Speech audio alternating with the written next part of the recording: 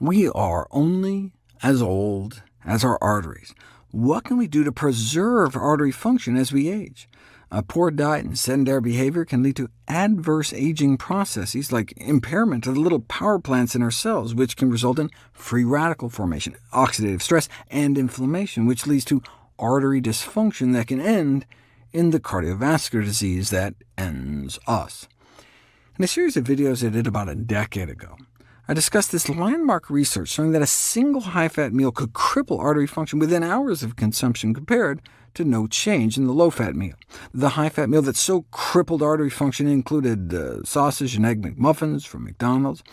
How do we know the sausage, egg, or cheese was to blame? What about the crappy carbs in the biscuits?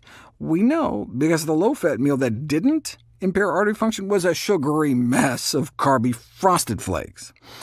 And just when your artery function finally starts to recover 5 or 6 hours later, lunchtime, when your arteries may get whacked with another load of meat, eggs, dairy, or oil.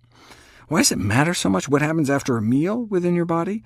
Because most of us spend about 16 hours a day in that after-a-meal state, constantly hammering our arteries. No wonder cardiovascular disease is our #1 killer. That doesn't just inflame the arteries in our heart, but our lungs as well. A high-fat challenge increases airway inflammation and impairs bronchodilator recovery in asthma. Have asthmatics cough up sputum from their lungs 4 hours after the same kind of high-fat meal, and inflammatory cells shoot up in the high-fat meal group.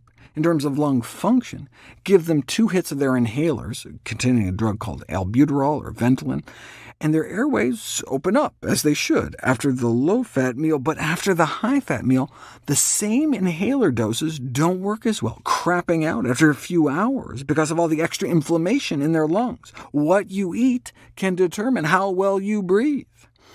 OK, but that was asthmatics. But even in non-asthmatic subjects, you get the same spike in inflammatory cells and sputum coughed out of your lungs 4 hours after eating what was, in this case, a Jimmy Dean's Meat Lover's breakfast bowl. And there aren't only more inflammatory cells, there's also a doubling of the amount of pro-inflammatory oxidized bad LDL cholesterol sucked up by the type of white blood cells that go on to form foam cells. Those are the cells that build up the inflamed pus in your artery wall that leads to heart attacks.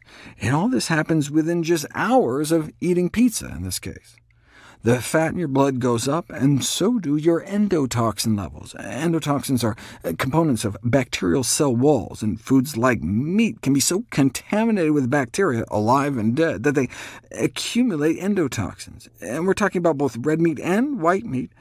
But recent research, published in 2020, suggests the main culprit may not be endotoxins after all, but the fat itself. The saturated fat floating in your blood after an unhealthy meal may be inducing the inflammation more directly. Either way, we are accountable for what we eat meal by meal for the modification of the risk factors for chronic metabolic disease.